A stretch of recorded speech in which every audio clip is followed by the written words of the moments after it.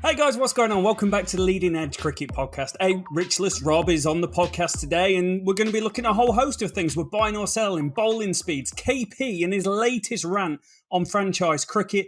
The red balls are soft this year, and we're going in looking at all 7 games, reviewing round 5 of the County Championship podcast. And luckily, I'm not flying solo. I'm joined by a podcaster, a radio host, a chairman, and a man who is rubbing shoulders with greatness at 98 not out, Daren Mootoo. Thank you, Daren, for joining. Hi, Rob. How you doing? We're great, mate. We're great. You were just telling us before we came on, you've just enjoyed just basking in the glory of an English summer at Essex, watching Root versus Cook. That sounds like an idealistic kind of Sunday to me. Absolutely unbelievable day. Perfect weather. Not too hot, but t-shirt weather, which was great. Great seats. I had a can of soft drink, for the record, and the Rossi's ice cream. So, what more could you want? And Alastair Cook still showing everyone how easy it is for him to score runs. Yeah, the man's absolute class. So we're going to get stuck into everything today. But before we do, Daren, you run, produce, host 98 Not Out cricket podcast radio show. Tell us about the podcast, because some people might be here who haven't heard of your podcast, and what can they expect if they go over and have a little listen? The podcast version of it all stems from a radio show that I do on Phoenix FM. Which is a local community station in the Essex area. And then we started pushing it across the internet. We started pushing it across YouTube. And then probably 6 months ago, we finally got our act together and established the podcast, which is called 98 Not Out. And it's available on all your usual podcast platforms. And what I've spent ages doing is just uploading all of the interviews that we have done over the 3 years since we got going. It's a lot of hard work, as you say, producing, presenting, mixing, uploading, all the rest of it. But hopefully, if your followers want something different to do, apart from obviously the Leading Edge, then have a look at 98 Not Out, and might recognise one or two of the names that we've featured down the years. Yeah, definitely. There's some absolute classic names, and I'll put a link down below of where you can find Daren's Twitter, as well as the website and all the different interviews with the likes of David Gower, Ian Bishop. There's a lot of cricket royalty going on there. So please make sure you go over and have a listen. So first segment for us today, we're going buy or sell. And everyone's favourite Peterson, Kevin, is on the warpath again. So he's come out, and Ben Stokes has played this magnificent innings, which we'll go into more detail later on. And he's basically goes, we know the quality of Ben Stokes, but have a look at this bowling, e.g. the Worcestershire bowling attack, and please tell me that county cricket doesn't need franchising. He's just going straight in there. And then people who are pro-county cricket are throwing in there, and people who are franchise cricket are throwing in there. And it's just becoming a little bit difficult. So I was reading through the Grumblers newsletter, and the PCA have come forward and said, hey, Red Bull reset, we want quality over quantity. Daren, I'm putting you on the spot here. What is your take on franchise cricket as opposed to a different version of all 18 counties existing? Well, I'm assuming that when you're talking in those terms, you're talking about franchising Red Bull cricket. Red Bull cricket. Personally, I think it's a complete non-starter. There's no need for it. There's a separate argument about reducing the number of counties, and I think it's fairly well known that the ECB are really mulling this one quite hard to just whittle it down to, I think, is it 12 counties that they would probably have on their wish list. I don't think there's any need for it in the franchise. I think this tweet is typical Kevin Peterson, just trying to stoke people up and grab the headlines a little bit. I mean, it's the stuff that Michael Vaughan used to do, but obviously after recent events, Vaughan has kind of retreated into the long grass a little bit. I mean, Peterson, I don't remember him hitting anyone for 34 off 1 over when he was batting, if it was all so bad. What I did like about this, though, was Stokes, after the day's play, did actually send a message to the bowler. I don't know if you picked up on that. And he said, "Can I play you every week?" Oh no, sorry. No. sorry. That's what Kevin Peterson would have said. No, Stokes was very supportive and told him, chin up, keep going, didn't he? I'm being quite mischievous there on that one. But I don't think I think the franchise thing is a complete non-starter. It won't happen. But there is a different conversation, as I said, on reducing the counties. But you know what? Just from looking at these first 5 rounds of the county championship, I don't think anyone's covering that, or certainly some of the perceived smaller counties are covering themselves in any disgrace at all. So I think that will be a conversation that's going to take place over many, many moons, I think. Yeah, I agree. I am selling franchise cricket. We did a video on the channel. Again, I'll leave the link somewhere to that, where we said, how do you fix English red ball cricket, leaving all 18 teams in place? And I think 3 divisions of 6 is probably a really reasonable way to go to try and create high quality cricket at the top. But it also does need some sort of monetization incentive for teams to play well, get promoted, invest in players, pay them well. It's a very, very tricky path you go down before you end up like rugby and a little bit skint, or go down the football route and end up even more skint, particularly when, as you said, you were at the cricket on Sunday, Root versus Cook. It's quite incredible. You've got Simon Harmer, international off spinner, and you've got 300 people there. That's not really going to pay the wages for many players. So next one I've got is bowling speed. So on the last podcast, we did the ECB are watching, the ECB are monitoring. They are putting speed cameras. They probably need to up the value, get some money through the doors. Right, you're going too fast, mate. But they're trying to monitor what guys are doing, how fast a guy can bowl, can he sustain it throughout the day, does his pace kind of peter off at certain points, and how do batsmen go against pace 80 mile an hour plus. And we've started to see a couple of games have speedometers on the YouTube streams. Nottinghamshire did it, and that was really interesting. Dane Patterson, who I thought was probably quite quick, was bowling 78 mile an hour. Luke Fletcher was bowling 73 mile an hour. And the Essex Yorkshire game on the weekend had it on there, and Shane Snaty was bowling at 73. Little Chef was bowling at 76. And it kind of begs the question is, why is it taken so long to get this level of information on cricketers when you're trying to make a call on who's good enough to go up to the test level? Because the poll we ran on Twitter basically said 80 mile an hour is a minimum to go and play test cricket. It is interesting, and I think there's a few things that I'd say about this. So cricket is a statistic obsessed and driven sport. Whether you're looking at bowling speeds, wickets, runs, catches, whatever, there's a whole armory of information. Now, this is an easy way to get people into the game. Look at Formula One, right? I was watching the Miami Grand Prix last night. Now, I'm old enough to remember Murray Walker and James Hunt screaming and whatever else.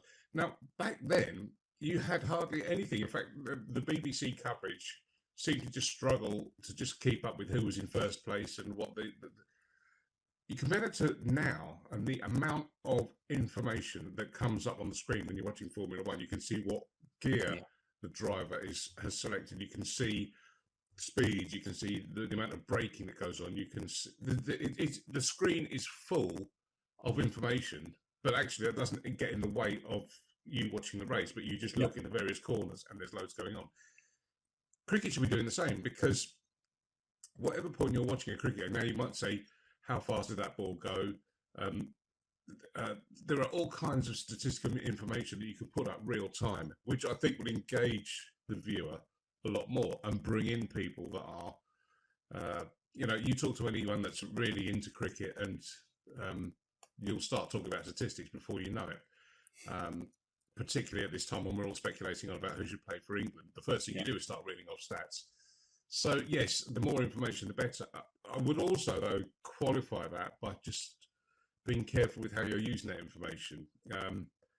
And in terms of bowling speeds, are we getting obsessed with just fast bowling? Are we still kind of in some kind of 80s hangover where, the West Indian and the Australian bowlers at that time were trying to see who could go as close to 100 miles an hour as possible. Yeah. Has the game moved on a little bit today? I mean, particularly in English conditions, are we more concerned with speed, or are we more concerned with line and length accuracy? Jimmy Anderson is not the fastest bowler in the world, but he takes wicket after wicket after wicket. And in terms of batting, we're seeing this in the white ball stuff. If we're going to put information up, let's make it relevant. Yeah. And let's just not make it a complete carnival of that 6 went for 110 metres, that one went for whatever. I don't mind that being in the white ball stuff, because that's kind of what it's all about and that's what it's aiming at. But I think if we're talking about red ball, let's make it a bit more focused and let's put as much focused info as we can out there. Yeah, I'd agree with that. I think the white ball stuff, the IPL has got better with the level of information it's providing. It starts breaking it down into this batsman is good against pace, or this batsman scores well during these periods. The sort of things I would like to see that help the game is, hey, how does a batsman do against fast bowling from over the wicket, round the wicket? How's Alex Lees from right on round when Kamar Roach is bowling at him? How did he go at county championship cricket before he got, against a real high quality bowler? How are guys against 80 mile an hour?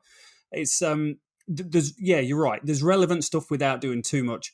I probably fall into I'd take as much as I can get, and I think that comes from huge baseball fan. Love the Statcast era, that we're in, where hey, every single pitch that's given, you can see how much it's moved, what's going on. And I just feel like we should be able to know that, particularly about international cricket. We should be able to know how people do on certain types of pitches, who's swinging it this much, and have it readily available, not behind a paywall just for the media.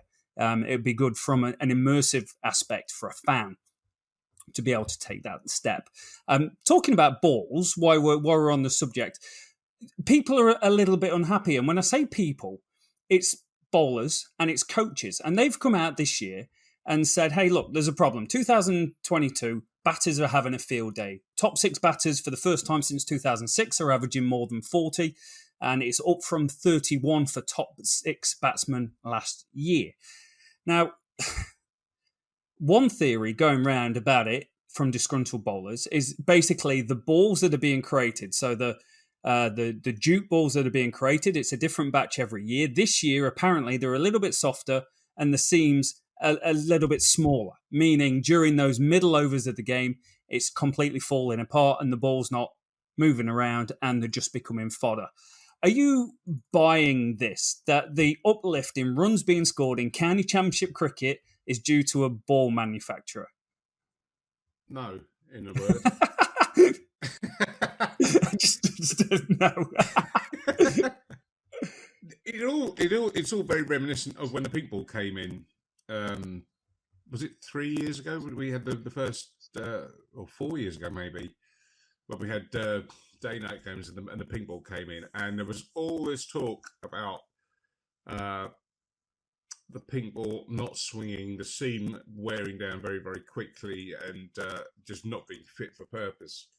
And what we're hearing now just seems to be a bit reminiscent of that there's kind of this resistance to change. Cricket is a very traditional game, red ball cricket especially so, and the people that follow it, by and large, tend to be, any kind of change that comes in, whether it's putting names and numbers on the back of a white shirt, having a sponsor's logo across the front. I mean, these are very, very new innovations in the game, but every other sport have been doing this for God knows how long. And I suppose with the ball being the kind of pretty much the centre of the game in terms of involvement, you've got to try and look at new things. Now, I'm not convinced that a new ball has had such a huge impact, particularly when there are so many other factors at play in cricket. Whether it's conditions, whether it's the skill of the art of the bowler, the skill and the art of the batsman. So, no, I don't think having a very, very slightly different ball could be responsible for all of these criticisms. Yeah, exactly. Especially when you get someone like Sean Dickson going and smashing 100 in very little time. Like, that's not getting into the crux of it where they're going. It's the middle overs that are the problem. I just think batsmen are having a good time. And I think conditions are probably maybe a little different to what they've been in previous Aprils. It's a little hotter. And there's some really good wickets that's being provided. And subsequently, we're very lucky that we're seeing some really, really talented batsmen play some really, really good innings. And they are talented players. We're talking about Shan Masood, a Pakistan player. We're talking about Pujara, Indian test match player of near on 100 test matches, and Ben Stokes, England captain. So the big names scoring big runs. We'll kick into the County Championship roundup. So we've got 7 games to go through. We'll start at Division 1, and we'll start at Old Trafford with Lancashire versus Warwickshire. So Lancashire-Warwickshire played out a draw at Old Trafford this week in a game that probably Warwickshire are going to come away the happier of the two. It's dropped England player Dominic Sibley with his updated 2022 technique, scored his first ton of the century. Steady innings, 142 from 320 balls. But what probably impressed the most was the confidence, putting away the bad ball, and it was putting away the bad ball all the way around the wicket. 315 for Warwickshire in the first innings. 3 Lancashire bowlers taking 3 wickets. Hassan Ali, who's impressed this year. Bailey and Balderson, who is chipping in with wickets and runs every single time he's playing. Another ex-England opener, Keaton Jennings, scored 110 on his first bat of the year. That's a way to go. Way to start 2020 strong. Luke Wells scored 80 as they put on 166 for the first wicket. 361 in total, with Nathan McAndrew, the imported Aussie, who we don't really know much about, taking 4 for 85, and Oliver Hannon-Dolby, the ever-impressive man, taking 3 for 33. And in a game that probably never really got going past the third innings, Warwickshire were 184 for 6 at the close after 80 overs on day 4. Sibley, again, looked good for 41. England Lions player Rob Yates passed 50 for the first time this season from 5 matches. Much needed runs for him and needed, return to form after being on England Lions duty. And Matty Parkinson, 3 for 64. Warwickshire probably the happier of the two. What is your take on Dominic Sibley, who, he chose not to go to Australia. He chose not to represent the Lions. He chose to go and work on his technique and become a better player, score runs around the wicket. He started the season quiet. He got out in just an array of measures, caught behind, caught slips, bowled LBW, and now has come good against a really good Lancashire attack. I think it shows commitment from his part to be, he wants that England gig, and the fact that he's made such a commitment over the winter to try and prove himself is good to see. And as always at this time of year, every year, particularly since the demise of the Cook-Strauss opening partnership for England, there's been so much emphasis put on county openers, and we've seen a succession of people, Sibley just being one, but I'll chuck Zach Crawley, Rory Burns, etc. into this mix. But it's good to see someone showing a bit of hunger and wanting it as much as Dom Sibley has done. And I think, what more can he do? He's come back. He's hit the ground in the county championship. He's showing that his hard work over the winter has improved. His technique's better. He's scoring runs. I think the signs are good, and I think you're seeing that from the other names that I mentioned as well. There's people getting runs. They're trying to make a name for themselves. It still comes back to the same old question, and I'm not going down the Peterson route, but we've seen time again in the past that people have got runs at county level, but found it hard to translate to test level. Yeah, I've got a slightly different theory about that, though, is that, and I'll use Kevin Peterson as an example.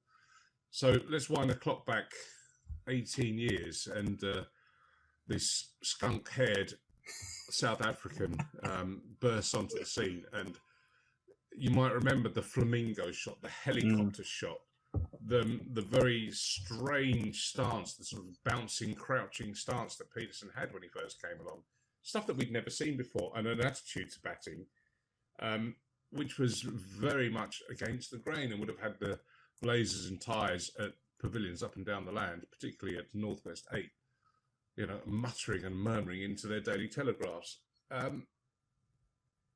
What I have the question that I've got, I don't blame the county system for these guys not translating to test level. I do have a big question about coaching at England level. Yeah. Because I do feel, and this has been going for a long time, and it happened with Kevin Peterson. So when he burst onto the scene, there was all that style and panache that I mentioned. And to me, it appeared that got coached out of him. We might see this with Rory Burns in a sort of a slightly different way, but individuality and flair. I mean, would England have had someone like a Chanderpaul in their side? No, we wouldn't. That's right. And you look at Chanderpaul, and it's just wrong on every level. Yeah. But my word, did he make it work for himself? Yeah, he did. And I think that there's an argument, or certainly my argument would be to kind of let these people play their natural games. There's enough pressure from pulling on an England cap anyway, and even more pressure if you are opening the batting. But I would encourage these guys that are doing it at county level to just relax and pretend they're playing for, for Warwickshire or for Surrey or for Lancashire, whatever, Kent, because it does seem to be kind of a coaching. You get to England and then you're told, no, don't do that, do this. Yeah, and I think that's where the problem is. Yeah, that's a very valid argument. What got you to the show? Being yourself, playing this way. And sure, there'll be minor tweaks, but remember what they tried to do with Jimmy Anderson's bowling as well, when he was a young kid coming through. They tried to coach his action out of him, and he ended up with injuries and then went back to what worked, and 650 wickets later, it's gone all right, I suppose. So you make a really valid point. What about Lancashire? Lancashire are a red-hot team, great form, generally winning games of cricket. Sure, they didn't win this, but I think they could have played 5 days and no one would have won this game. 1-2, lost 2, may lose players to England in the future. But what are those title ambitions looking like at Lancashire at the moment? Well, they may be saved by the fact that county cricket stops for such a long time. We will resume later on, which is a huge shame, but I think it's very difficult to try and find other ways around this, although I've got a theory on that as well, but let's just stick with Lancashire at the moment. I think what they're doing at the moment is what they should be, or they need to be doing, is just winning games and turning in performances and making people ask questions, not only of the team itself, but also of individuals that have got, international ambitions. And it's, again, it's working. If they can go into the break well placed, and I think that it is so far so good, then maybe so. But I still think that it's a shame that we have this sort of gap. And I understand the whole need of white ball cricket and all the rest of it. I think it would be more interesting if it was if the county championship was in a fantasy world just continued straight through the season and was kind of like the dominant factor, and all the other stuff was kind of kicked to the sidelines. If there was a reversal of roles, I know it's never going to happen, but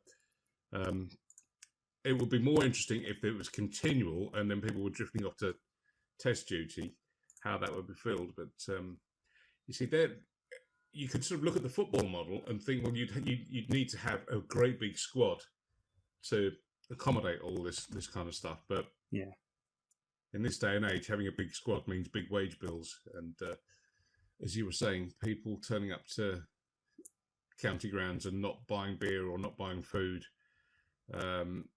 is not helping the coffers tick along.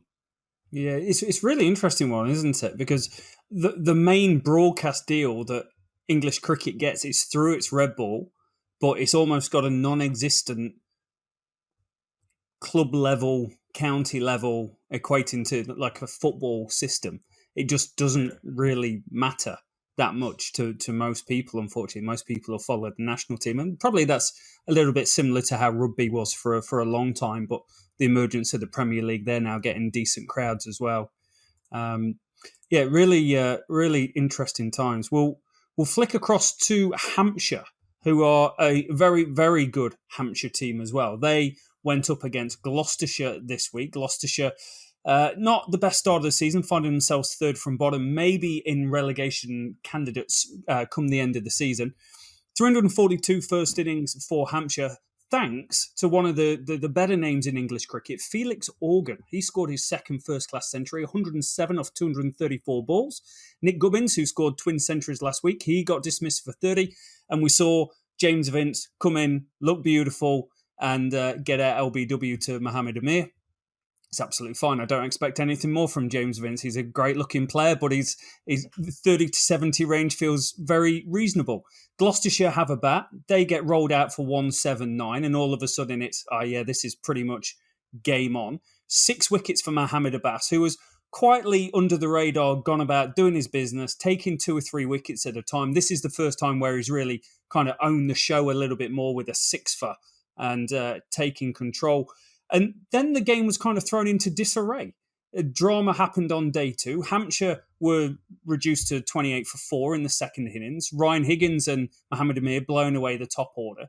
Day 3 saw them reduced to 76 for 8. But there might be a butchering of a name here, but Aaron Donald, playing his first game since 2019, Welshman, ACL tear in 2019. He's had further reconstructive surgery. Hit a brutal 89 off 97 balls, while James Fuller batting at 11 scored 32 not out. Took them up to a 204, which instead of being a 230 lead, stretched out to 368. And Gloucestershire got blown away on day 4, 280 all out off 114 overs. Mohamed Abbas, 3 wickets. A few things to touch on here. But the feel-good story of Aaron Donald, I don't know if you've followed what's been going on here, but a very, very talented player. He's got a first-class double century, only 25 years old. First game back for 2 years, on which probably going back to the 1980s was a career-ending injury. And he's managed to come back, play first-class cricket, play county championship cricket, and go on and make an impact first game back. It's quite a story, isn't it? But also, again, it just proves that if you've got the hunger and desire, you can do it. I think you got his name right. Anoirin. It's after Anoirin Bevan, wasn't it? The Welsh politician from a few years ago. But I'm just looking down at that Hampshire side. I mean, there's some quality players and good team. Some top names in there. I mean, obviously Mohamed Abbas when they signed him. I did read the headline, Abbas, here we go again. Channeling a very poor ABBA pun. But, I mean, Felix Organ, Nick Gubbins, James Vince, Liam Dawson, someone who's been around for a while now, Keith Barker, Kyle Abbas, as I've said. It's a side that really should be, you'd be expecting to perform and do well. But then, as you say, with someone like Donald, if he's surrounded by that quality, it's kind of, it's sink or swim time, isn't it? But I think, he's responding well for that. Yeah, he definitely has. They're a really solid team, and they're a team potentially, unlike some other teams, that might not be hit too hard with the international bug when the New Zealand series comes around and they can stick together. You throw into that, you've got Ben Brown, most county championship runs over the last 4 years. They have got an exceptional team. The games they've won 2 games by an innings now. They drew with Lancashire. They are 100% one of the strong contenders for this title. Yeah, and drawing with Lancashire, I mean, that tells its own story, doesn't it? So, I would happily see them in the mix come the end of the season. I know people have their own favourites and lots of shoe-ins, but I think it's going to be interesting this year. I don't think it's necessarily going to be... Well, Essex seem to be off the pace at the moment. They're not quite... When you talked about sort of collapses there in this game, Essex have been doing the same. It's been going on elsewhere. There seems to be a theme of the season so far. Yeah.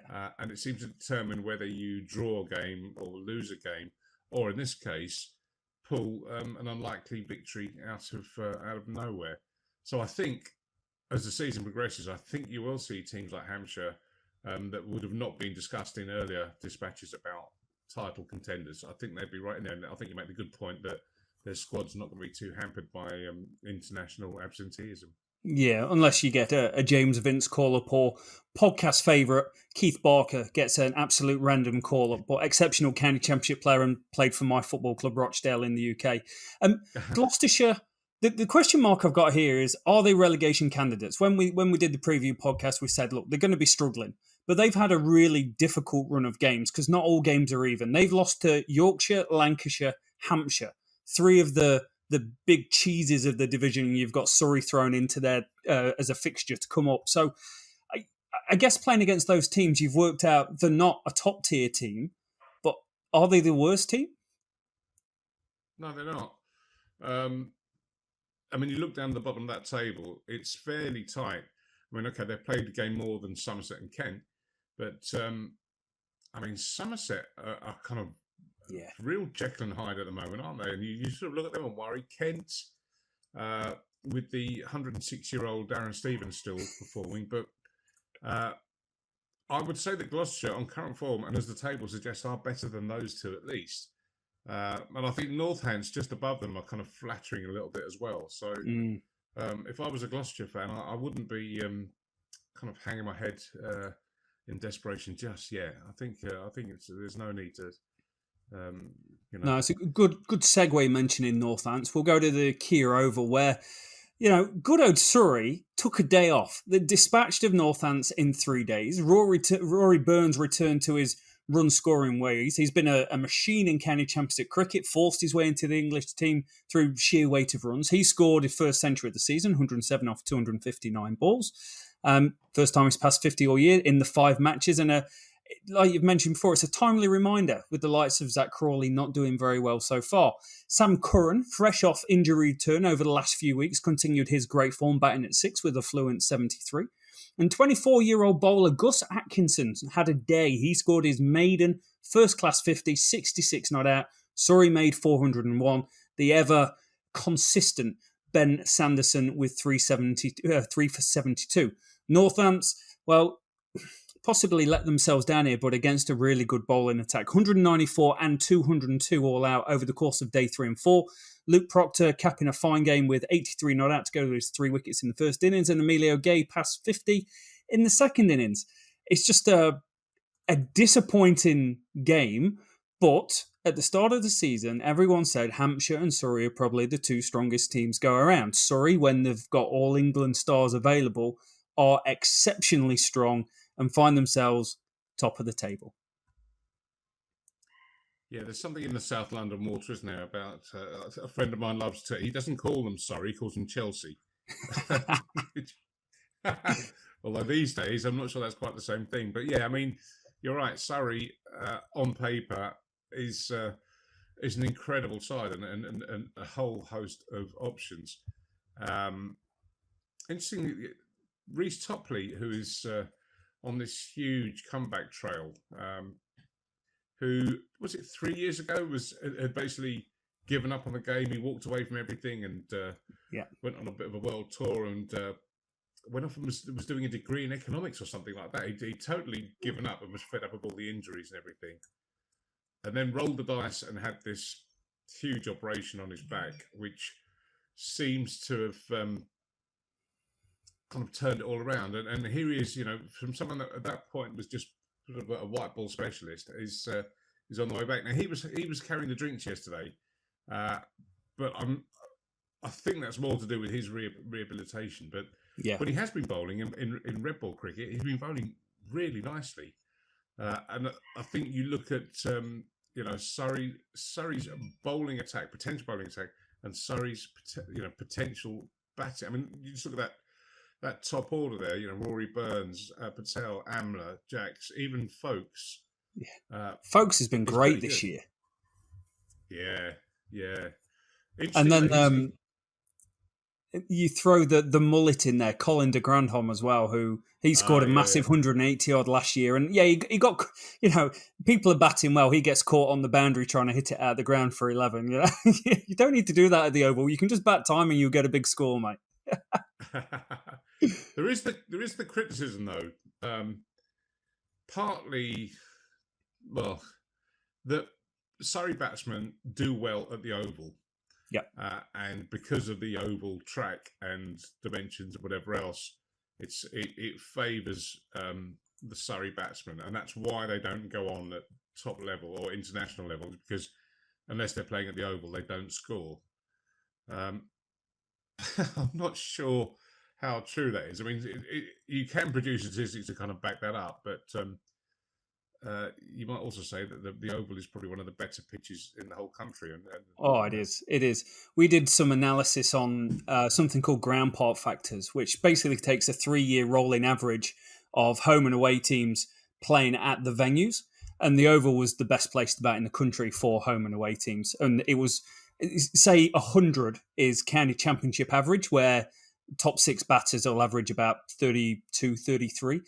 At the Oval, the average 41. So 25% better or whatever it is, Carol Vorderman maths going on there, than it is anywhere else. And that's fine.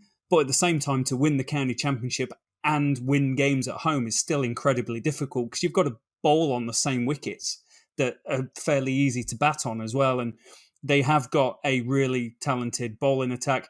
Dan Worrell coming in as a overseas, I think, is a great shout as well. And they've just got a conveyor belt, haven't they? Every year there's a new young lad in this bowling attack that you look at and you go, oh, he's pretty good. Oh, he's pretty good. And Gus Atkinson's taken a step up, scored some runs and took 3 for it in the second inning. So, more go on Surrey. Northants, problematic. They are going to be finding themselves down the bottom end of the table. They're currently ranked 16th in the country for batting average.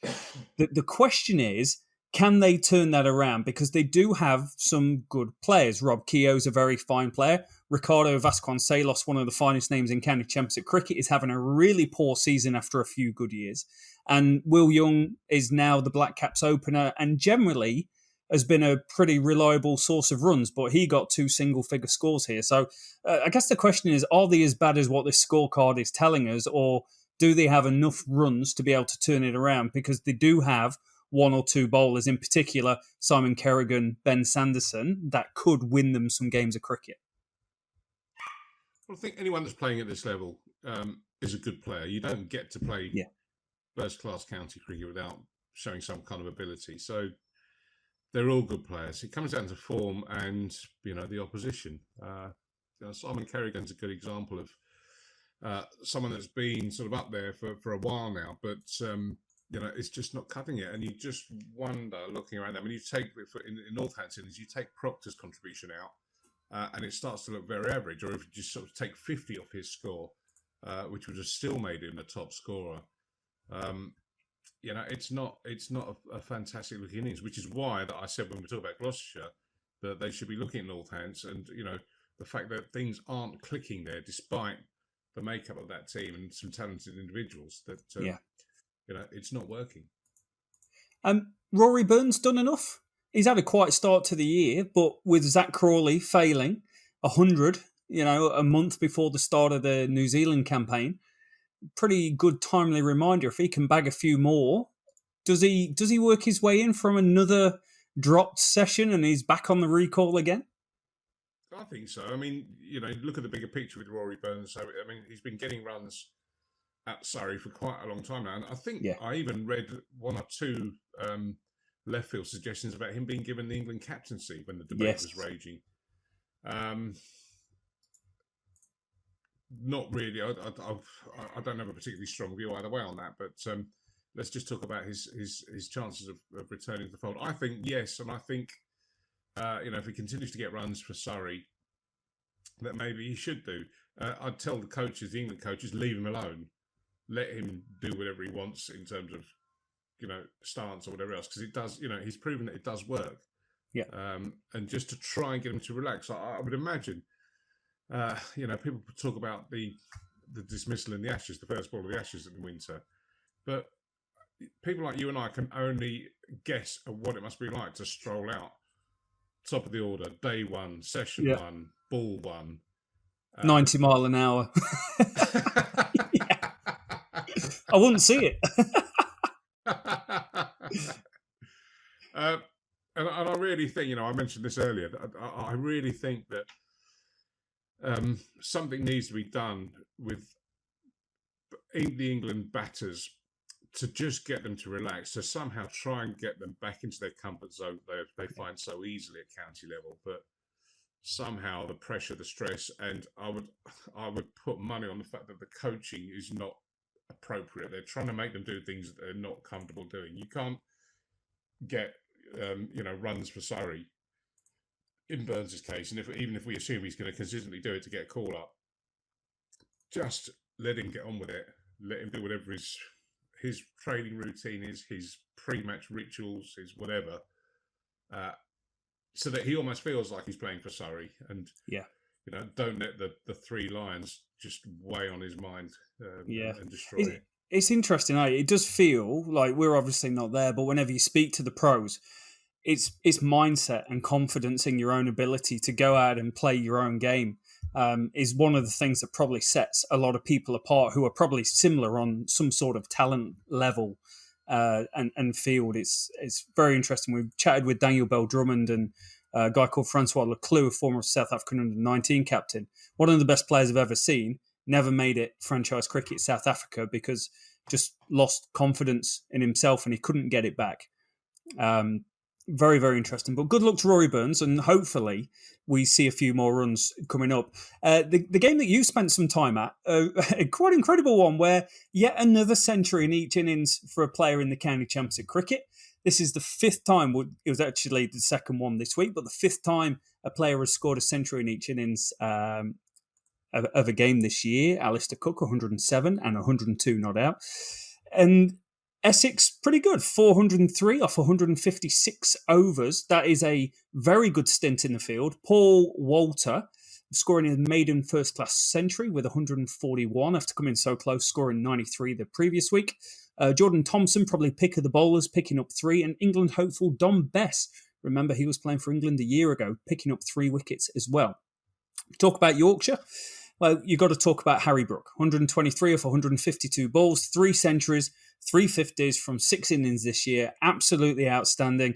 Swept the second ball from Simon Harmer to sit for 6. And he was just like, right, that's disdain. I'm in, I'm good. And it's another sneaky under-the-radar performance from David Milan, who scored 80-odd and then got out on, I think it was early on day 4. A result was never really in question, but some interesting bowling kindly offered Sir Alastair Cook 102 from 183 balls, and Nick Brown finally getting a return to form after I think he got a century week 1, 50 off 178 balls. Match drawn, a lot of batting, a lot of runs. I'm going to start with Alastair Cook for you, being an Essex guy.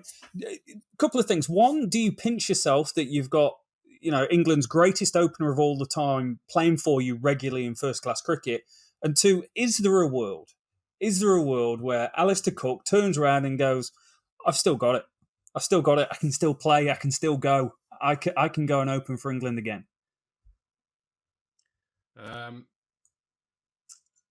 I don't think we'll see him in an England shirt again.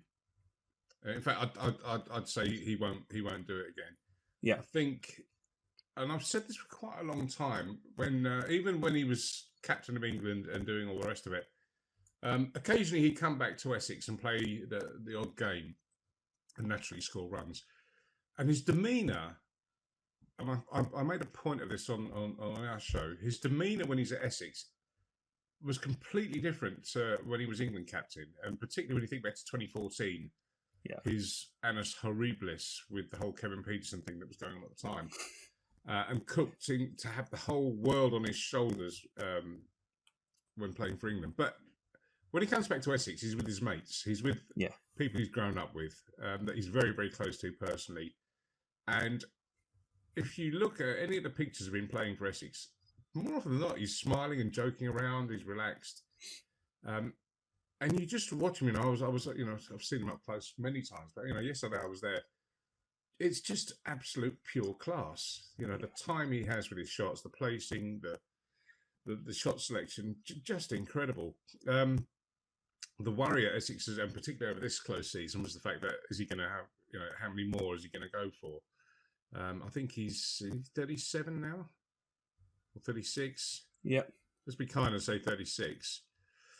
I'd put him in the 37 category. I think he's the same age as me. Yeah, that's right. I'm just trying to think.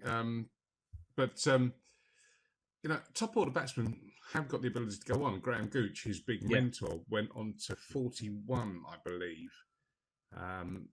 Now, would I see Cookie going on that far? No. I would imagine that after this year, there's probably another 1, maybe 2 years before he, I think when the big 4-0 starts looming, then he may do, because he's got a life away from all of this. He's got a big farm that he runs, and I've been down there and spent time with him there. And when you watch him doing that, you wouldn't have thought he was anything other than a farmer. He's a complete national pro at it. But yeah, I mean, it's fantastic, and it's great to see Nick Brown, who was never ever mentioned in England circles, but I always sort of did wonder whether that would have been a left field choice. Maybe that ship's sailed now, but I did think, sort of 2 or 3 years ago, or certainly when Cookie was playing, maybe in his last years, have those two opening just because of the relationship they've got. And Brown's, okay, he got a duck in the first innings, but he's still got that very solid, sort of temperament and everything else. Yeah.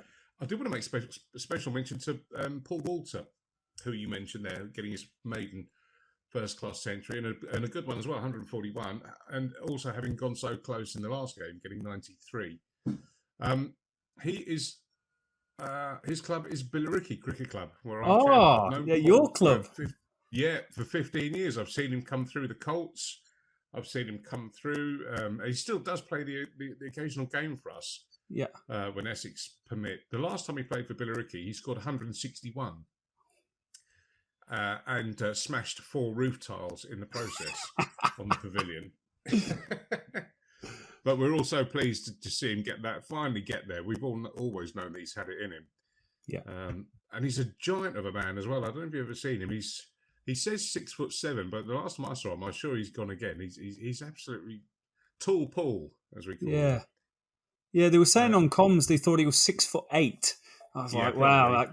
The only guy I can remember playing county championship cricket that had that height, and I think he might have been an Essex lad, but he played for Essex. It was Will Jefferson, who went from Essex to Notts. And I think first year he played county championship cricket, he scored a bag load of runs, and then just kind of petered out over the years and never quite got back to the same level. But yeah, I think he was 6'10". Yeah. Quite incredible. What's your thoughts on Harry Brook? Because is it getting to the point where he's scoring that many runs, you can't ignore him? Absolutely right. Yeah, he needs to be given a chance. I think that Yorkshire side, him and Dowie Milan as well. But yeah, Brook is delivering the goods, and I would just chuck him in there before he gets too ground down or before he has a dip in form. There's so much England cricket this summer. You look at the calendar; it's punishing. So let's just spread the wings a little bit. And Harry Brook would be someone that I would definitely throw in there. Yeah, I think you're right. You've got to, especially if Root's going to go at 4, Stokes is at 6, and then it becomes a question of Bairstow or Folkes as keeper. And depending on what happens with that, if you've got Bairstow at 7... Do you think that's a discussion? Oh, I think it is. Because I think it's I'd love to just give Folkes the gloves and say you're the best keeper and your batting's good enough. But I think England's hole, they've got a 3-hole and a 5-hole that needs filling. Dan Lawrence is injured. So I think you need to find someone to bat at 5, unless Bairstow bats at 5. And if Bairstow bats at 5 and Folkes at 7, the only hole you've got is 3, and I wouldn't put Harry Brook at 3. So then I wouldn't call him up. Then I'll go for your Josh Bohannon, or maybe go back to a David Milan or James Bracey, something along those lines. But if I was going to bring Brook in, I would bring him in at 5. Yeah, and that's how you'd blood someone. You wouldn't throw them right into the heart of the furnace as well, would you? Although if England keep collapsing to 33, as has been standard these last 18 months, then he probably would be right in there. It's interesting. It can be the making of players, like a Jonathan Trott thrown into an Ashes Test match, scores 100, great career, goes on from it. Harry Brook looks like a middle order batsman to me, not a number 3. Technically, I look at his technique, his temperament, how he scores his runs, and I'm like, you know what? If you played at 3, you could average 40, great. But I think you're going to be a better player for England at number 5. Given our recent history with being 2 down for 10 inside the first 10 overs, I think you'll do better outside of it.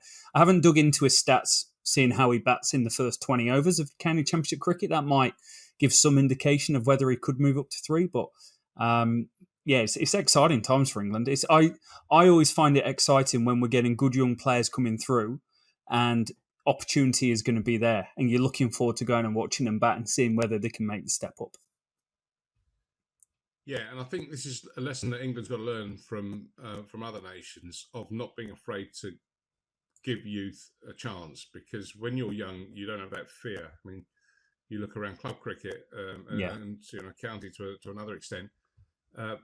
When you're at that age of sort of 17, 18, 19, you're developing that technique, but you're not burdened by fear. You just go there and enjoy yourself. And I mean, look at Sachin Tendulkar, 17 when he was. I know that's an extreme example, but subcontinental test sides aren't afraid of blooding youngsters or giving them a chance. Even in the West Indies, they've had youngsters go in there. I don't think we do enough of that in England. So I'd definitely be, I'd definitely advocate a change of mind on that one. Yeah, definitely. So league table, Surrey find themselves top of the table, 89 points. Hampshire in second, 81. Lancashire in third, only playing 4 games. The others playing 5 in 72 points. Yorkshire 64, Essex 54, Warwickshire 50, making up the top 6. You could probably look forward to the end of the season and find something that might look quite similar. Bottom 4 teams, which is really where you get into the relegation candidates. Northants on 40, Gloucester on 34, Somerset on 33, Kent on 30. 3 games in Division 2 to go through, and we're going to start at Worcestershire versus Durham. New Road. New Road's one of the best batting tracks in the country, and it's a place where records were broken. Ben Stokes playing his first-class game since being announced as England's skipper and declining an IPL appearance this year, which is worth noting, scored 161 from 88 balls, including a record-setting county championship, 17 sixes, 8 fours. 83% of his runs came in boundaries, which is absolutely brutal. In fact, there's only been 1 innings of someone scoring 100 and scoring more percentage of runs in boundaries, and that was Essex legend Mark Patini when he was hitting England wicketkeeper Paul Nixon all around on a drawn game. Very much R18 stuff.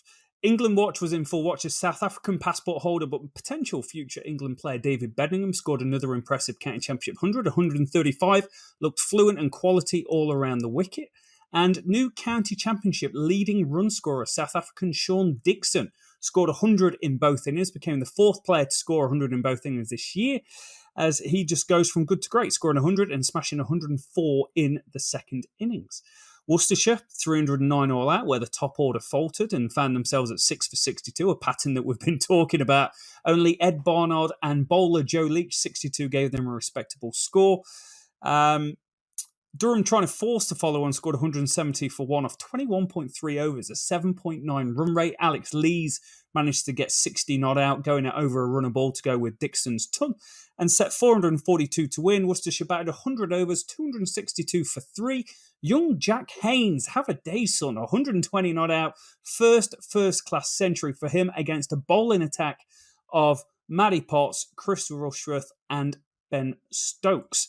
I think there's only one place to start here, Daren, and that is Ben Stokes. Yeah. Well, the thing with him is, and I guess that's why he was put in as England captain. I know you've done a podcast on that separately, and we won't debate that one. But he is just, he's the atypical English sports star of the Gaza mould, of the kind of, the heart on the sleeve player. And he just responds to situations, every single time where something's needed. He is the man, whether it's bat or ball, steps up. Now, he's made England captain. There's a few raised eyebrows around the country about, is this too much? He responds in the only way that he knows and just goes out there and just produces another unbelievable performance. What can you say about the man? He's almost like a freak of nature, really. particularly with the bat. I mean, I think when you think of Ben Stokes, I know he can produce miracles with the ball, but certainly with the bat, he's there, knows how to read a situation. Everyone talks about that game, the Test match back in 2019, where the miracle of Headingley, but people forget that the day before that, on the Saturday of that Test match, he batted pretty much all day for just something like 30 runs or something. He dug in, and it was only on the Sunday when things were looking precarious and wickets were falling at the other end that he'd sort of then set fire to the fireworks, and that was it. And I think that's what he's done here again, and he's just sent a message out. He responds positively to pressure. He responds positively. Yeah. And I think he channels his energies and emotions in that way. So it's absolutely fantastic to see. Yeah, it was fascinating viewing because he had 20 off about 40 balls, and I was there watching it, and then he just started launching the balls, and they weren't small sixes. It's a relatively small ground, but they weren't small sixes. They were going yard, and it was so impressive to watch. And the games actually started 10 p.m. down here in New Zealand, so it got to about 11:30, and I dropped off to sleep, and I switch on my laptop in the morning, have a flick through the scores and work out what I'm going to watch the next day on catch-up. And I saw he got 161. I was like, right, going to watch that ball for ball. And as you mentioned earlier, class act. He texts the bowler. He got 34 off an over. He missed his 6 sixes in an over by 10 yards or something along those lines. Texts the young lad bowler and say, hey, mate, happens to us all. Chin up. There'll be another opportunity. And Stokes, after what happened with him against the West Indies, Carlos Brathwaite, remember the name. Quite an incredible story. Durham, incredibly, for this performance and the runs they've got out of Alex Lees and the runs they've got out of Sean Dickson, find themselves winless from 5 games. 4 draws thrown into the mixer. They are scoring runs really well, but their bowling is letting themselves down. They've got the 15th best bowling attack in the country, or you look at it 4th worst, whichever way you're looking at it. Chris Rushworth have had an incredibly poor start to the season by his insanely high standards. Matty Potts has been superb, and they haven't really had a lot of anything else. So, start of the season, Durham's one of those teams you're looking at going, oh, they're going to be in conversations to be going up. They're going to be in conversations. You're not going to be in many conversations if you don't take 20 wickets, are you, Daren? No, exactly. It's kind of ever since they got punished by the ECB, and when you look at current goings-ons with other counties, you just think, why did Durham cop such a brutal punishment for? Yeah. You compare to what they are supposed to have done or allegedly did, compared to other stuff going on more recently, and it just seems to have knocked the wind out of their sails since then. And maybe Ben Stokes is the man not only to revive national fortunes, but to kind of revive Durham's fortunes. As you say, winless after 5 games, it does raise question marks. You would have thought they would be one of those that would be at the front of the queue for going up, but it's still not right. I just feel that the ECB not only punish them in terms of financial and deducting points, etc., that they've extinguished the fire in the belly of Durham. But let's hope that it can be reignited. But they just look to be treading water at the moment. I can't see them making a big push for promotion. No, it's such a shame when you've got Lees, Dickson scoring runs. Keegan Peterson's a fantastic player who's probably going to be red hot over the next month. Beddingham, absolutely exceptional. Topped the runs in the franchise series in South Africa over the winter after scoring 1,000 runs last year in the first class system. They score 580. They declare twice. It sounds like England, this. They score all these runs in the West Indies and they still can't win the game, even though they've declared twice. Durham are doing the same thing. England took a poor ball in attack and Durham's got a poor ball in attack as well. Well, let's hope that they can turn it around. Yeah, I believe they can.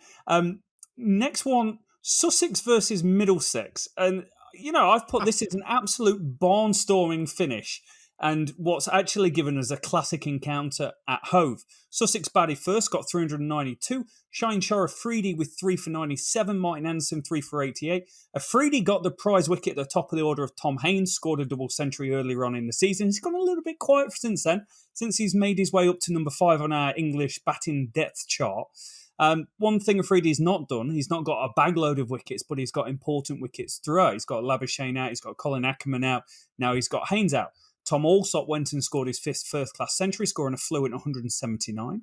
Middlesex fell short of the 392, unfortunately. 358 from 102 overs. A returning England bowler when fit, Ollie Robinson, picked up 5 wickets, 5 for 66, continuing his fine first-class form of the last few seasons. Middlesex middle order, they gave them a reasonable score. Max Holden with 58, John Simpson, England one-day international player, don't forget that, 71. Luke Holman, 82, and Martin Anderson, good all-round game with 55. Pretty decent effort, especially considering they were 4 for 45 after 16 overs. Those middle overs, again, batsmen doing really, really well for themselves. And then this is where the game gets really interesting. They wanted to force a result, so Sussex go and bat and score 335 for 4, declared off 68 overs, a run rate of 4.29. Shire Afridi 1 for 43 in an absolute Goliath contest. Afridi bowling to a in-form Cheteshwar Pujara, who smashed 170 from 197 balls. Delightful scoring 100, scored 100 in all 4 first-class games or County Championship games that he's played this season. Also, Alsop 66. And Tom Clark, who got a century early in the season, 77. So it set up an incredible contest. Middlesex had the rest of the day to bat, and they didn't quite need it. They scored an incredible 8th highest ever in County Championship for first-class cricket run chase ever produced. 370 for 3 off 73.5 overs, scoring at 5 and over. They were 1 for 1 after 2 overs when Mark Stoneman got LBW to on loan Aaron Beard. Then they start to go big. Peter Hanscom scores scrum runs. He goes at 210 for 2 after 50 overs. Sam Robson scores 159 after 181 balls, 16 fours and 1 6 for a player that we rank the 10th best English eligible opener in scored some runs. And then young Max Holden, 80 not out. Martin Anderson, 44 not out. Take them home. Take them to 23 points. Knocking off 370. I can't recall seeing many contests like this, Daren, in County Championship cricket. Especially, it doesn't happen in Test match cricket, but scoring at 5 and over to knock off 370. That's insane. Yeah, it is. Firstly, isn't it just wonderful to see players like Afridi and Pujara playing so good county cricket? It really, to me, just sort of harks back to the glory days of the 80s when every county was peppered with top-class international players. And yeah, what a mouth-watering, as you said, Afridi bowling to Pujara. Just incredible. I've seen lots of angry Sussex fans on social media calling for the heads of Tom Haynes and Rob Andrew and anyone else. I think that's a bit harsh. I think Sussex have done some interesting work over the winter of getting people in. Getting Pujara to join was just an absolute masterstroke. Hindsight's a wonderful thing, but as you say, the story of this match is Middlesex's second innings. I mean, just incredible. 373. Yeah. That just doesn't happen. No. I mean, if you were a betting man at that declaration, you would have just said, "Yeah, okay, fine, that's enough, and let's do it." But you can only put this down to a freak of nature result because just those things don't happen. What about Aaron Beard, who's at Sussex, on loan from Essex? This is interesting. This one. Been knocking at the door for Essex. He was one of Essex's most promising academy players coming through, but for whatever reason, never really seemed to be kind of in favour, if that's not too strong a word to put on it. Doing everything asked of him, taking wickets for the seconds, turning up at every single club function, where bigger names in the side couldn't be bothered. Doing everything asked of him, and then gets loaned out. there are some strange comings and goings at Essex, which is for another conversation. But Beard going to Sussex was something that no one saw coming. But look what happens. He turns up, 3 wickets in his first game. He's taking wickets again here. If I were he, I mean, the story that's coming out of Essex is the fact that they're getting him match practice they're looking at him for the T20 Blast. Yeah.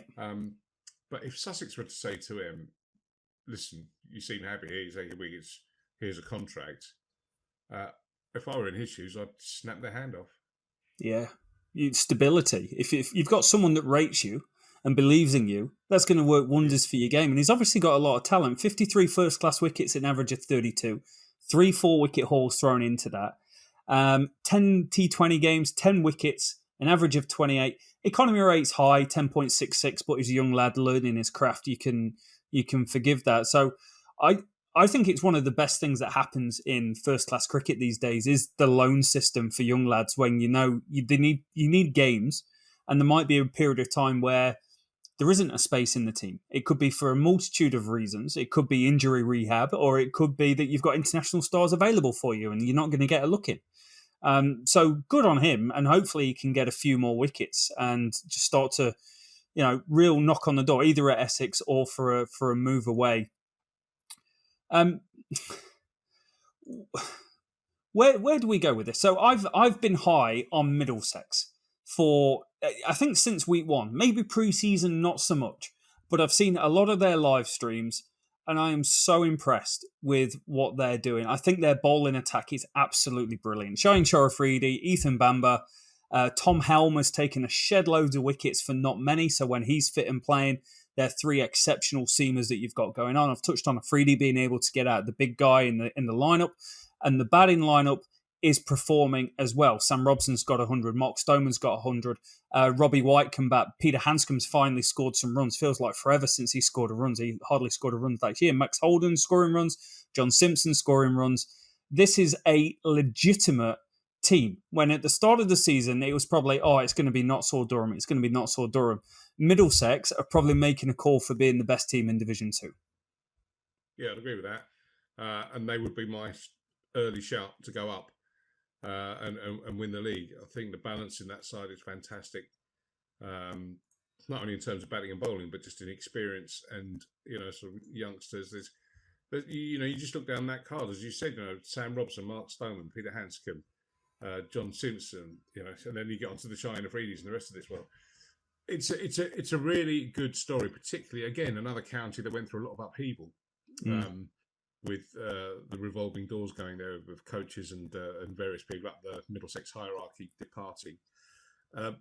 It seems to have panned out for the good, and I think they're playing some fantastic cricket. I would definitely say that they're the ones for me that are going up.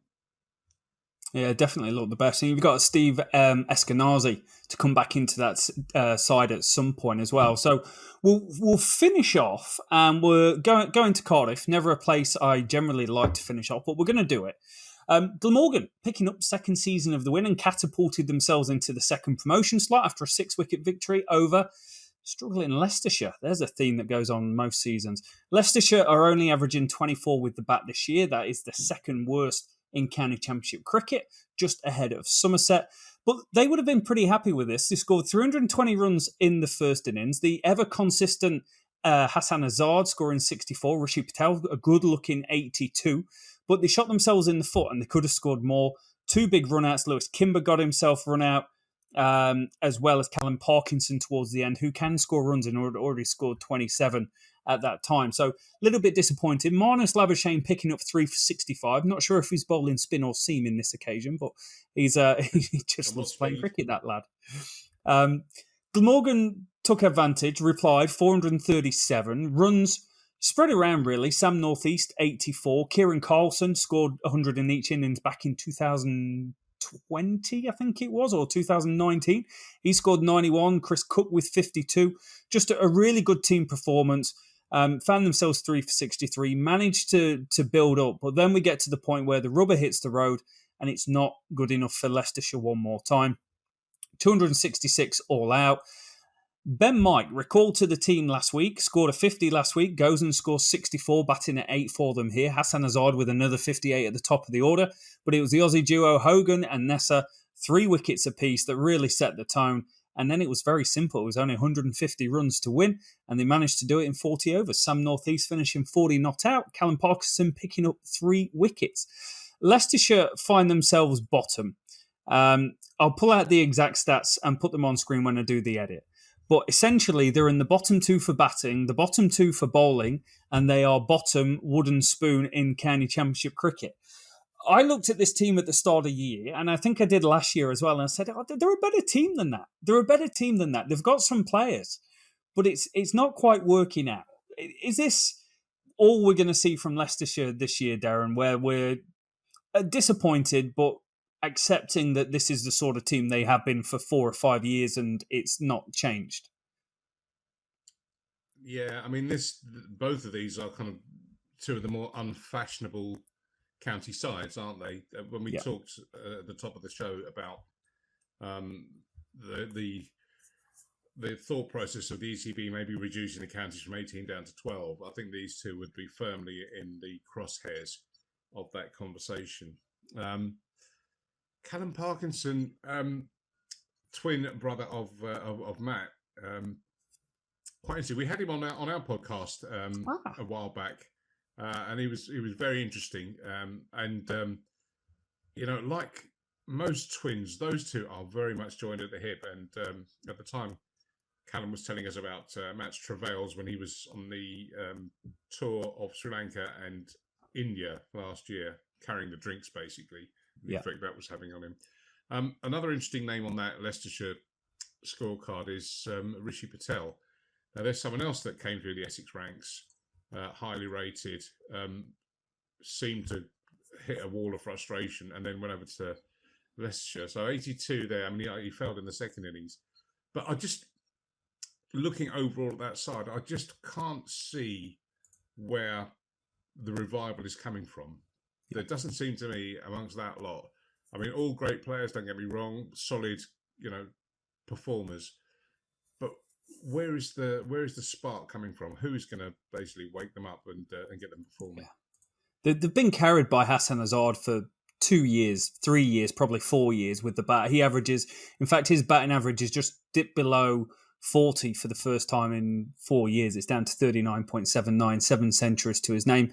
He was someone played cricket at Lincolnshire, played not second team cricket, didn't quite work out, went to Leicestershire, and he did. He played Pakistan under 15 cricket with Babar Azam as well. So really interesting journey, but they've got holes. They've got real holes, and they've got holes with the bowling, unfortunately, as well. Chris Wright's a very, very good bowler. Swings it miles as well. But when he doesn't get wickets, they can be found a little bit wanting. Glamorgan up into second. That's a discussion point because they're quite sneaky good. Like David Lloyd's a decent player. Marnus Labuschagne is an exceptional player. And they've just got these guys down the order who are quality county cricketers. And they've actually put together quite a nice team. Well, that's the difference. I mean, it's good to compare these 2 at this stage because, as you say, you look at that Glamorgan lineup, you've got Lloyd, you've got Labuschagne, Sam Northeast as well, Michael Nace. There are people in there that have got star quality.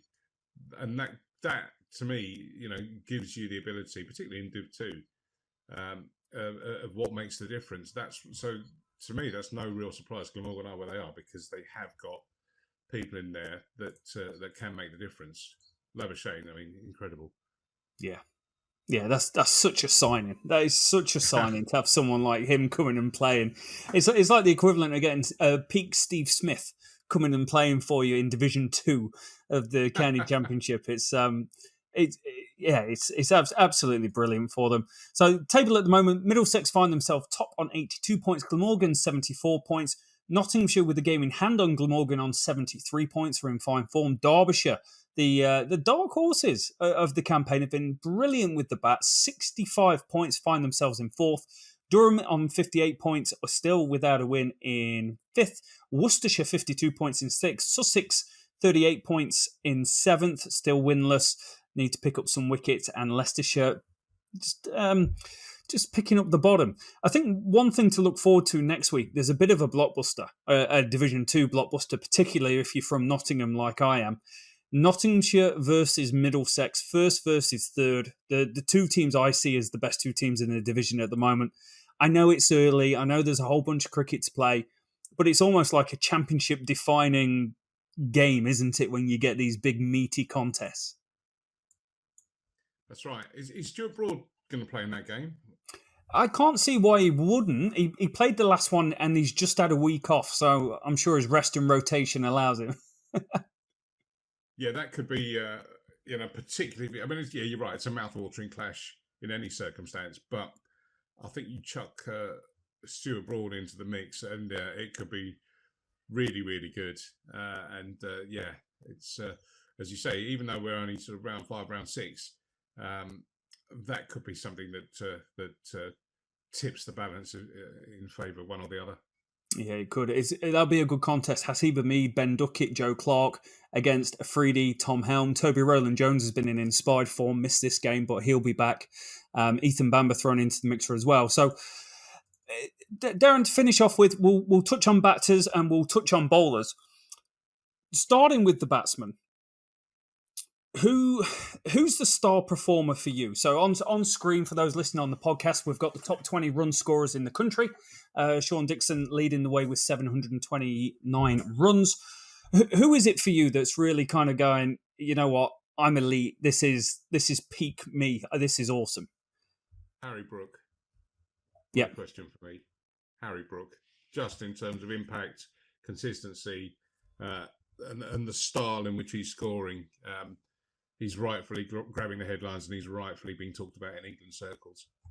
Yeah, I can't disagree with you. It's amazing to watch, actually. It feels like we're seeing the rise of a star at the moment. I think the one that I'm going to doff my cap to, he didn't play this week, but Shan Masood has been exceptional at Derbyshire. 2 double centuries to his name, 713 runs, an average of 118, and carrying what was, a pretty... not highly rated team going into the start of the season, and he's exceeding all expectations at that club as well. Same question with the ball. Who's really taking your eye this season? Well, that's a much more open debate. But Keith Barker, people keep mentioning Keith Barker to me. I mean, he's only down there at number 5, but just if you sort of listen to who people are talking about. That may be someone that we should be sort of paying attention to. Yeah. I mean, Hassan Ali, look at sort of rightly up there, Mohammed Abbas. It's amazing the impact that these Pakistan players have had on the English season this year. I think it's great that so many have come over, and even then, with the Pujara from India. I'm just enjoying having these top quality internationals playing county cricket. Yeah. It is amazing. I think the one guy that stood out for me with the ball, I'll give you 2. Sorry, one spinner, Liam Patson-White, has been incredible at Nottinghamshire. Not just saying it because he's at Nottinghamshire, but taking 5 wickets a couple of times this season, and he's doing it. He's doing it as not necessarily like a real warranted frontline spinner. He's really stepping up and he's getting big wickets and he's making runs. He's doing it all. And the other one's Oliver Hannon-Dolby, who's carrying the Warwickshire attack. The Warwickshire attack hasn't been great this year. He's averaging 3.6 wickets per innings, which is absolutely incredible consistency from the games that he's played. 18 wickets, an average of 16. If they were without him, they would find themselves in a whole world of hurt. Also, Craig Overton, he had a day, 12, 14 wickets the other day. So fair play to him. That is the podcast in 1 hour and 18 minutes. That is the 5th round of the county championship action done. Buy or sell done. We've talked balls. We've talked franchise cricket. We've talked seams and everything in between. If you are still with us, and we've mentioned at the start, please go check out phoenixfm.com. You can find all the details there for the 98 Not Out podcast. All the links to that will be below, as well as Daren's Twitter and anything else he would like to be in there. Daren, anything you would like to cover off? I'm going to just end with an observation and maybe a topic for a future podcast. Yesterday, beautiful sunny day, weekend, Sunday, no one's working. I understand some people go to church and that kind of thing, but beautiful sunny day over at Chelmsford, the likes of Alastair Cook, Adam Lyth, Joe Root, David Milan, Harry Brook, Simon Harmer, all on show, Don Bess. Why were only 250, maybe 300 people at Chelmsford watching this? So all the noise that's made on social media in defence of county cricket, what more do you want? Why are people still not turning up? It's not a week. I understand, weekday stuff, but on a weekend with very, very fair weather, top names on show, Alastair Cook batting all day. What do you need? What does the game need to make people turn up? Yeah, you're seeing the English goat in action, and you never know when it's going to be the last time that you'll get the chance to do it. It's incredibly sad, actually, that it is like that. It does kind of fall onto it's only one man and his dog that goes, and I'm sure not every county is in the same position. Some counties may have more, some counties may have less, but it is sad, and I don't know where the problem lies exactly. I know my frustrations generally fall with the ECB. And, I sent tweets out about this. I was like, you just imagine the English Premier League not promoting the fact that the English Premier League is taking place. Manchester United versus Man City, Man U, Liverpool, Chelsea, Man City, whatever it might be. But they've not tweeted about it. They've not Facebooked or Instagrammed about it. And they've put no adverts about the fact it's going on. And it's free to air on YouTube. I find it absolute preposterous that they can do that to the game. And they're the owners and people in charge of it in the UK. That's incredibly sad and neglectful. Yeah, I mean, there's lots of things. I mean, you're right. This is a day and age of social media. It's an easy thing, and I'm sure they employ loads of people to do their social media. Yeah, but they're too busy tweeting nonsense. Do that, and you know what? And I've been saying this for a while. Counties under 16s get in for free. Yeah, accompanied. Yeah. Got it. Is it a good day out for the dad and the kids, or the mum and the kids, or whoever it might be going? Well, I've always said, you take a load of kids, you take a couple of kids or whatever down to cricket. Dads are going to come, maybe mum's going to come, granddad and whatever might come. Now, while the kids are sat there with the ice creams they've been bought from, the concessionaire, dad and granddad might have a pint. They might go and get a sandwich. They might go. Yeah. It's income for these. Apart from just having bums on seats watching the cricket, it's income for the counties. Letting kids in for free is a no-brainer. Yeah, it is. It is, rather than, hey, £5. You'll make more than £5 on the beer stand with Dad. Well, I look what's going on at local football, and that's what the things they do, and people turn up. So, yeah. Yeah, it's the future. It really is. The kids are the future. Who would have thought it? But it is. You could write a song about that. Yeah, get them through the door and get them enjoying it. I know I can still remember my first days watching county championship cricket at Trent Bridge. I can remember getting Mark Nicholas's autograph when he was captain of, I want to say it was Hampshire. And I remember seeing Daryl Cullion play for Derbyshire hit a 6 over the Radcliffe Road. And then I played some cricket out the back with a bunch of lads I'd never met before. But I loved it. It was all day. It was just cricket. It was fantastic. So Daren, thank you so much for jumping on the podcast with us. I really, really appreciate it, guys. If you can, go over and support them. Links are below. We'll catch you guys next time.